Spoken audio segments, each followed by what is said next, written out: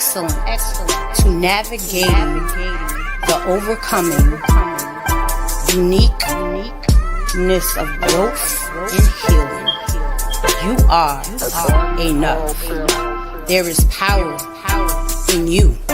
You are enough. Are you ready to use the power that's inside of you? You are enough. Today you know you was always enough. Yes. We had a moment when we didn't have the confidence to be as bold and secure that we are now. You are enough. Yes, we had moments when we settled for that relationship that we weren't supposed to be in because it was toxic or not. Hello. Thank you for tuning in to the Power in Your Voice. And today it is Takeover Monday. We have our co-author, Miss Coach K, in the building for Turning My Pain into Purpose, Volume 1. How are you doing today? I am doing abundantly well. That is amazing. Can you tell the people where you're tuning in from and your full name? Sure, I live in the state of Maryland in the United States of America, and I am excited for today's broadcast and to be able to share a little bit from my chapter on turning my pain into purpose. I am a retired licensed clinical social worker, retired Army major, and I currently provide life coaching services for women veterans, and parents of adult daughters. We know as we grow, those relationships change. And we want to keep them all healthy and continue to nurture them well. Absolutely. So, can you tell the people what made you decide to become part of this project called Turn My Pain into Purpose? Yeah, last year I was, on a journey to grow my business related to getting more clients and, things that you do at different stages of business growth and development. And my plan, it was to go in one direction, but God had another plan. And so I was delighted and excited that I connected with your ministry and with your business. And I saw the title and I thought, yeah, that's a good next step. And then as we connected and began to discuss and have more dialogue, I could see exactly how the building blocks of my being transparent and being able to share about my transformation were coming.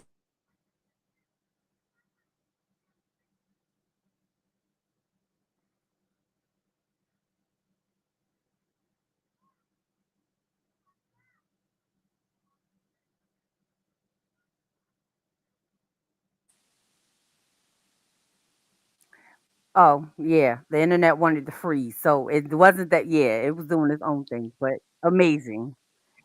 Devil, you a liar. We're going to continue on this journey today. We just cut But that part out.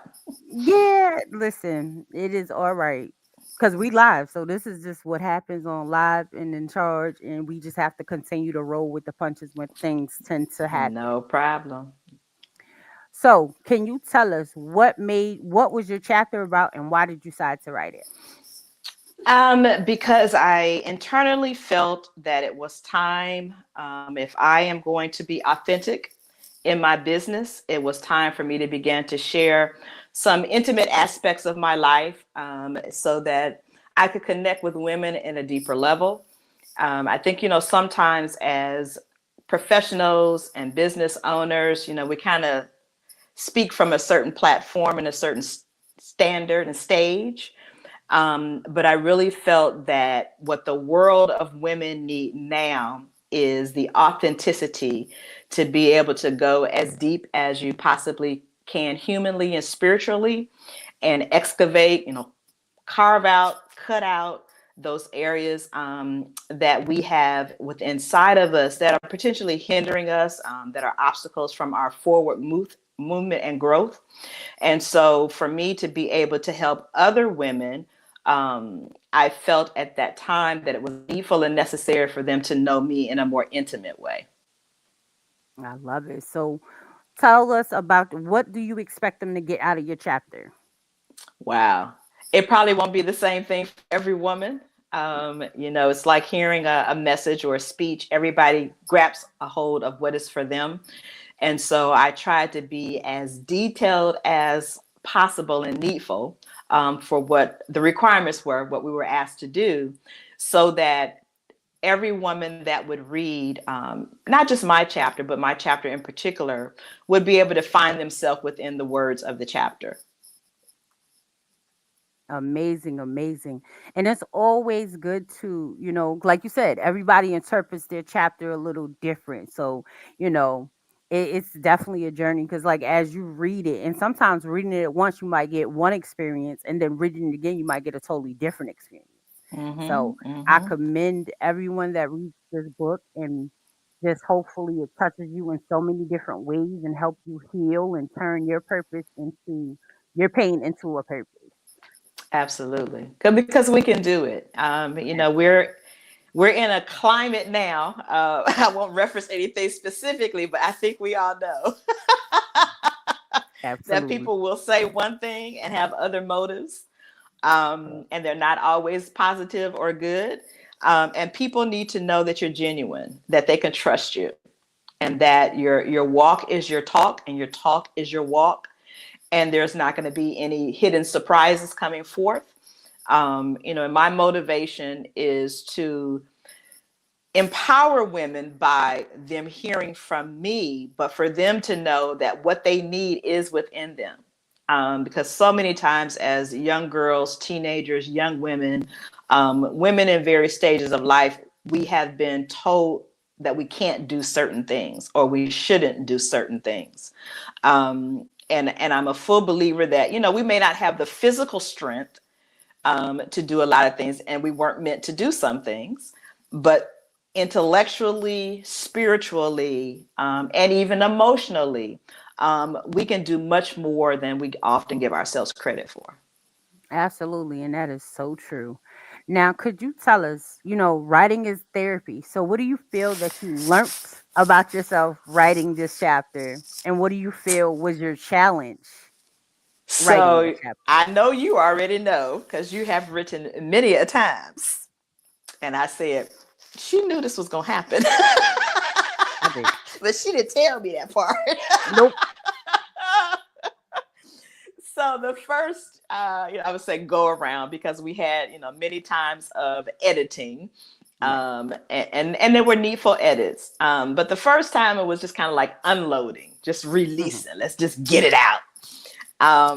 And so I said, oh, okay, that's going to be good. And then when I reread it, I thought, I forgot about some things, because our brain, has a way of protecting us from some things until we're emotionally and spiritually ready to deal with them, to confront some things. And so every time I would go back to do some edits, then I would recall other pieces of information. And then what I became to be very aware of, that, yeah, there were some things I've dealt well with, and there's some things I learned to adapt. And I thought, okay, adapting season is over. It has been brought into the forefront of Hmm. my awareness. And so there were definitely some things that I needed to go deeper, and I needed to allow my heart and my mind to heal from. And so what I was able to do, because everyone doesn't have the same kind of resources, but I was fortunate that because I had served in the military, I was able to go to the Veterans Administration and sign up for some counseling. And so I did that. And what I shared with the counselor, I said, I'm specifically signing up because I am on this writing endeavor. And I know some things are going to start to happen in my life. I Yep. said, and I want to write in such a way that it's helpful and it's not drawing people into my pain, wherever that might have been at the time of writing. And so we dealt with some areas which were necessary. And so what I feel confident about is that through my vulnerability, that other women will hear some of the nuances of what was painful, but what now has been a place of recovery. And that by following certain steps, which will be different for everyone, that you are able to get to a point where you can look back over your life and not be ashamed of it, not feel negative about it in any way, but see how it has brought you to where you are in life and to really identify what your purpose is. Absolutely. And that's truly amazing because sometimes we get, you know, how you say we get to writing and we're more writing people into our pain than to go through the mission of healing through the process. Because like you said, I knew it was gonna happen because yeah, it can be a trigger. Going back to where you were to then come back to where you are now. And when you're writing through this journey, it's a healing process, but it's also some trigger warnings in the facts of going through this mission. Absolutely. Listen to what she's saying. Absolutely. But for our audience, triggers are not all necessarily negative. There are triggers that come up. We think about happy times in our life and joyful times in our life, and there are things that trigger that. But I believe that for us to live the best life possible, a year or so ago, there was, we're living my best life. But things can't replace your heart's desires, and if you have some pains within your heart, you can buy as many things as you're able to buy. You can eat as much as you're able to eat, but the heart is still Exactly. going to be aching, and we have to get that healed. Absolutely. What key points could you give to someone that is going through maybe that pain and trying to turn it into a purpose? What maybe are some key gems you may could give them right now? Be open. As we started the process, which took a couple of months. Um, my process of moving to my divine purpose, my definitive purpose. The purpose hasn't changed, but how I service the women is a little different. And so I want people to understand that being open doesn't mean that you're going to allow any and everything to come in, but being open to, for those that have a faith that believe in God, be open to God's voice and what He is saying. He knows us the best. He created us.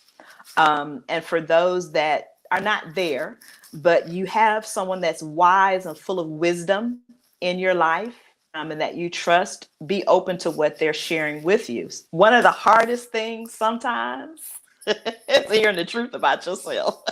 Listen, everybody not ready to look in that mirror. Woo, that denial will pop up. Oh, no, that's not me. And you start to Right. feel all kinds of ways. But when you can allow others to speak into your life, again, those that are at a healed place and they're able to do it with love, they're going to see things that you're not seeing because they're not looking through the same lens. And so that's one thing I would share. The next thing is to allow what needs to come out to come out. I think I changed my title at least 2 times. It might have been 3. Because as I was going through the process, there were some stepping stones. And so I thought, oh, first it was, okay, yeah, this is going to be a good title. That was me thinking. Then I got to touching, that's the rational part of our brain. Then I got to Mhm. the emotional area and I was like, no, we're going to have to change that. If I want people to really feel the essence of what I was trying to communicate, the first title was not going to get them there. And so then I changed it again. And then as I got to going through some aspects of my family's history, not just my immediate family, but generations before me, and I could see some patterns, I said, okay, yeah, we got to change it again. And so talking with family members is helpful. We think sometimes that we know some things, but till you talk to generations that have gone before us, and even sometimes their offspring, you learn things that you didn't know before because maybe you were too young for them to share it with, or maybe they weren't yet ready to release and share certain things. And so having that open dialogue Even if you anticipate something is going to be said that you may not receive well, but be open to hearing it. For me, what it allowed from a spiritual perspective is to see at a deeper level, it wasn't just me. There are other women in my family that had gone through some similar things. But because they didn't heal, what they shared and exposed me to was unhealthy. And so we want to definitely know our past, but then move forward in a way that we are healing from our past. And often in our culture, we don't always do that well. Right. Sometimes in some ways we're still stuck back in that slave mentality and a poverty mentality. And we definitely need resources to help us get past that. Absolutely. Absolutely. Question for you. What made you decide to Mhm. go on this writing journey? Because was it being an author was always your endeavor? Absolutely not. A funny story. I had a great aunt. She was one of my grandmother's sisters, and she was a very influential part of my life. But whenever I was at home and I was in college, she was a school teacher, and I would take her my papers to look over. I never once got a paper back that wasn't all written in red. She X'd and she circled and she highlighted. I'm like, oh my gosh.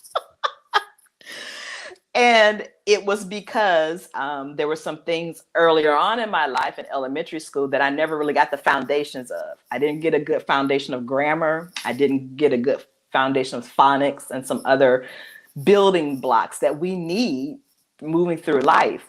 And so those were some things that until I got to the point where I was ready to accept, there was some areas that you need to pay special attention to and to pour into. I kept just trying to adapt, and I found ways of working around it. And she would always point out, unless you deal with this, it's going to continue to be a part of your life. You're not a good speller. So you might need to take some other courses. And so, it's definitely the other nugget I would share is if you're writing, if you're going to be speaking, if you're going to be doing anything that could be influential in the lives of others, be open to sharing it with someone and getting their feedback. Because without her, in a loving, positive way, pointing out some things, I probably would have continued to struggle even more. But it led me to, when I went to college to taking that basic English class that people take, I took that. I very much began to, as an adapting mechanism, rely on spell check and other things that the computer would do, but that wasn't helping me personally. Right. And so there were some other things that I had to do as I got certain jobs. I would just tell them, I'm not a good speller and I'm not a good writer. I wanted them to know up front. And so I was, blessed to be able to have jobs where there would be someone, where it was an administrative assistant or secretary, that would go back and reread. Because I was a social worker, so writing was a big part of my job. Right. But when reports and other things had to go up to higher levels, they would reread things for me. So you got to be honest with yourself about the help and Absolutely. services that you need. Absolutely. So, what does turning my pain into purpose mean to you? I'm grateful for the opportunity, being a part of, I call it this collective.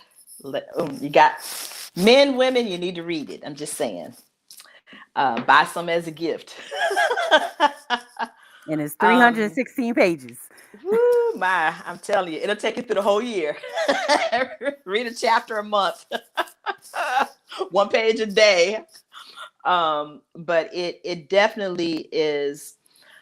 I think what I didn't anticipate and wasn't aware of, that when you're a part of a group, a collaboration, a collective with like-minded people, with people that have the same type of mission, it's very fortifying. It's very strengthening. And so there wasn't any opportunity to feel like, at least for me, that I was amongst strangers or amongst people that would not understand, because we're all working towards the same goal. And that was just so beneficial. And to have a visionary that had the experience and the knowledge to know exactly the components that were needed, and how to pull aspects of different life experiences out of us and bring those together, was very rewarding. And it's something that, we can all leave as a legacy for our family, however we share that with them. They may not read it this year, next year, but it's always going to be available. And so, some things that I didn't expect, was collaborating and making connections with other people. And then being able to be a part of other projects as a part of being a part of this one. And those were things that I could not have orchestrated on my own. So there were multiple benefits that came out of this project. Amazing, amazing. Yeah, when this project came to mind, as life we all go through so much. My goal was to make sure that when y'all come together, it's like-minded people. It's a space where y'all would network, and you'll be able to network with somebody else that you didn't know you might would network with in collaboration. And it's all a movement.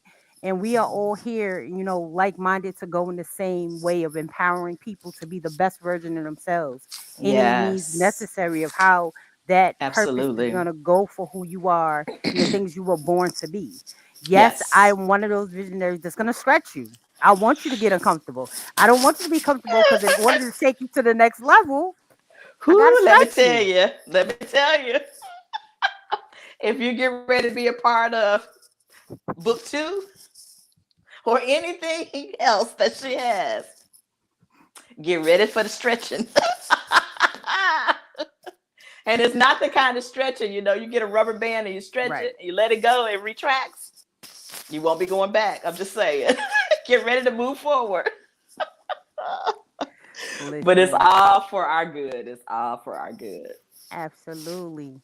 Is there any words or anything you would like the people to know about your chapter? Anything else you would like to leave them with before we end the broadcast, as far as about your chapter, reading your chapter, or your mission with your chapter? Yeah,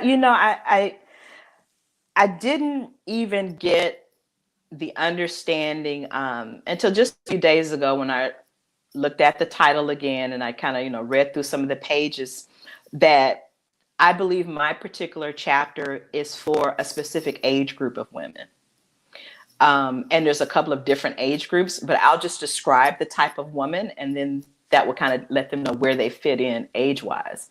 The title of my chapter is Pursuing Authentic, Intimate Nurturing. And that came to me as a result of revisiting some areas of my life, even some current areas. But they're uncovering of from having early sexual abuse in my life, from seeing some very unhealthy male-female relationships, being in some relationships, pursuing love when I really didn't understand what love really was or is. And then just tolerating and dealing with some things because they were a part of a behavioral norm that I knew. And some was violence in relationships. And there was some emotional abuse in some of my relationships and just some other things. But for young women that have not yet gotten into the dating part of life, that are old enough to have their own social media account, because old enough to have your own cell phone, don't get it anymore, that their parents don't supervise. There are some very intimate, sensitive areas of the chapter that would help them to open their eyes to, I can wait, I need to wait for the right person to be in your life at the right time, so that you don't go through a lot of heartache and heartbreak unnecessarily. Then I think there's aspects of my chapter that's for the woman that's in a relationship and may have had several relationships, but still doesn't feel like she's found the one. And I would say to that woman, you need to know who the one is and not settle for less than who you know the one is meant to be for you. Because I did a lot of that. Just being in a relationship, I was like, oh, I got a man. But he wasn't the man. Right. Right. But I didn't really know who he was supposed to be either. Right. And we tend to do that sometimes. Yeah. So take your time to understand yourself, what your love language is, who you need to nurture you, who will be able to nurture you. Because a lot of people say, oh, yeah, I can do that, but they're not equipped to do it emotionally or spiritually. And then there's the woman that's been in some relationships. The children are grown. They've had children. Their children are grown or may not have had children, but you've been in a career and now you're trying to figure out what's next. You may have had a lot of losses in your life, and just trying to figure out that next major chapter of your life. And I would say the best way is, reading through some of my chapter and some other chapters, but really knowing and honoring who you are and your abilities, not trying to be like anybody else, but being who you are, not being the kind of person that the employer needs you to be, because now you're at a place where maybe you're retiring and this is all your time moving forward, honey. So live your best life, but being authentically you. And for many years, I didn't do that. I was who everybody else wanted and needed me to be. And I got lost. Karmin got lost in there. And then there's the woman who may have never had children, has had a lot of responsibilities in their life, been there for everybody in their family, had, sustained it through employment or maybe been on public assistance. But now you know that you've missed out on something in your life and you're not feeling fulfilled. And that might just be because you haven't taken the time to allow your heart to receive what your heart needs to receive. And then there's probably some other examples I could share, but we're going to close out here shortly. Listen, can you show them the book one more time? Sure. Here it is. Listen, everyone. And there's going to be number 2 coming forth. And look, what advice do you have for the people that is in volume 2? Look, this is the thickest book. 300 and how many pages again? 16. See, she said she knows by heart. Woo, my! I'm just saying. Listen, I put that thing together. Sure do. And it's not pages where it's like all of this little empty spaces. Every page got something on it. Filled with somebody's story. Woo! There's no gaps. So you can't say you couldn't find yourself in the pages of this book. I'm just saying. It's somebody that your story is attached to. With turning our pain into purpose it's a mission. It's a movement. And we're here absolutely to help absolutely you, guide you, pour into you, one soul at a time. Yeah, but it's not the time in our lives, really, regardless of our ages, male or female. If you're an adult, it's time to take the mask off. It is time. Our children coming after us need it.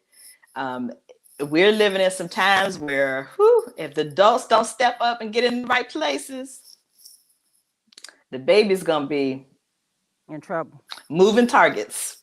Right. So we need to get ourselves together, get healed, men and women, and be able to be those types of solid examples for the others in our lives, in our communities. And I know, we're not meant to be all things to all people, and I'm not saying that, but I'm saying to be able to be who you are meant to be and be solid in that.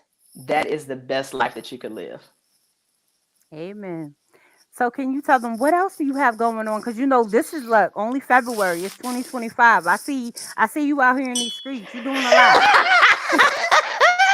Hey, the floodgates are open. When I said be open, expect things to happen. Amen. Um, so I will have my first vendor event coming up March the 8th. I'm really excited about it. I got some merchandise. Woohoo! So I have a couple of anthology project books that I'll have available. I've got some t-shirt designs. See, I'm following after the doctor's footsteps. Hey. Got some t-shirts. This is just my business one, but I have some for women that say empowered to overcome on the front because I truly believe that. And some stepping stone pillars on the back, inner healing, new beginnings, and reclaiming you. We need to reclaim ourselves.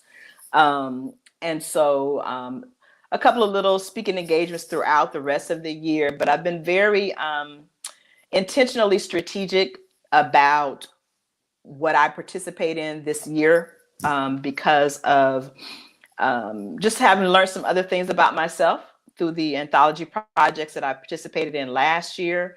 Again, and just being the blueprint of Karmin, who Karmin is. I can only be the best Karmin I can be. I can't be anybody else.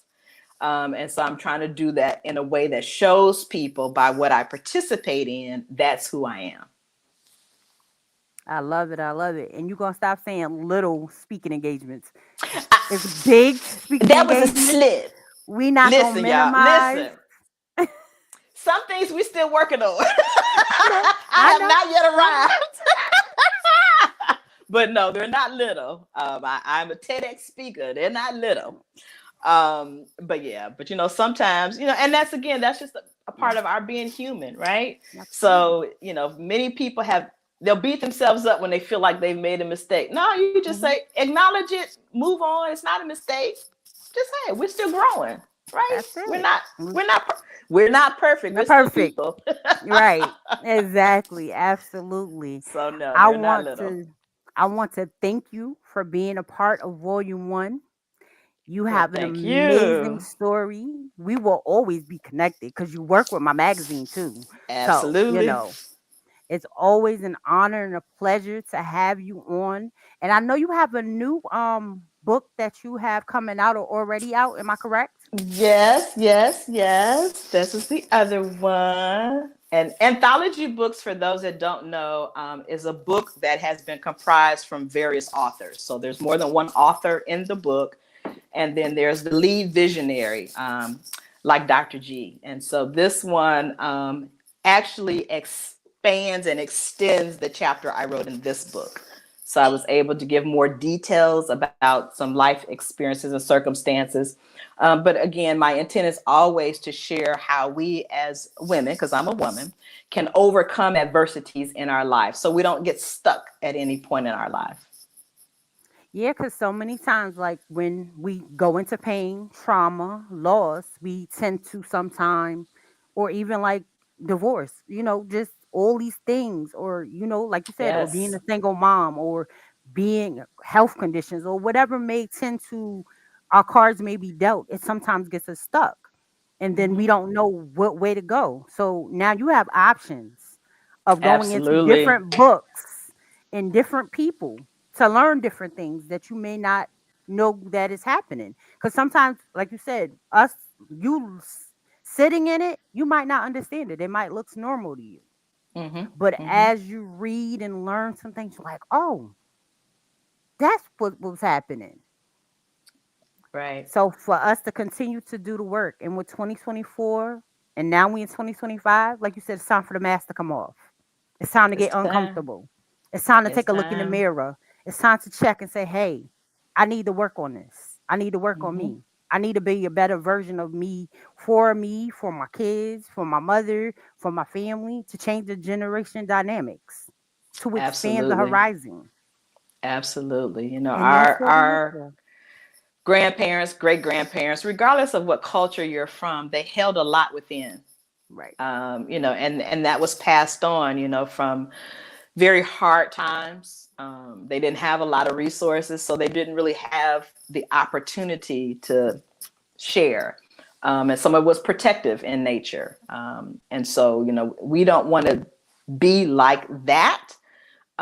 We want to appropriately be able to share, authentically be able to share, but also know that we're not alone. My extended family is growing, right? I have extended family now through this project and through this one. And so, with knowing the women and men, their past, their stories, if something comes up, I know who I can reach out to where I would not have known that before. Absolutely, absolutely. What is so amazing? So please tell people how they can work with you, how they can contact you, how they can book you. Yeah, pretty easy to find. My first name is Karmin, but it's spelled Karmin. There aren't too many of us. I'm on Facebook, I'm on Instagram, I'm on LinkedIn, and Threads as well. So if you type in Coach K, Karmin Simone, Simone, that should come up. I have a business Facebook, I have a personal Facebook. You can message me. I apologize if I don't get back to you quickly, but send me another message. My phone number is 240-415-8218. That's the business phone. So through some way you can, I'm on Algonob, Aligable. That's the little business network for people. So I'm pretty easy to find. Just Oh, give you me a talking about shout out. alignable. We'll connect. Alignable. There you go. Gotcha. Give me a shout out and we'll connect and see how we can support one another. Absolutely, absolutely. Coach K, it's always a pleasure. You know we gotta have you back to talk about that new book that you have, Women Winning, that's out, and we're gonna have to get into that because it extends to the chapter. So we gotta Yeah. gotta gotta dig in some deep shots. Might have to do a workshop with her and have her in here, giving y'all some Well, some come some on now. skills. I'm always coming up with something. You just ask me how do I She sleep, so always is. I'm I think always the coming ideas up with come something. while she's sleeping. Sometimes I do. I wake up, be ready, like, oh, let me get it started. But it's always a pleasure to have you in the building. As always, everyone, I thank you for joining us on the Power in the Voice. We are coming out with Volume 2, which will be released in May, to be announced. No dates yet.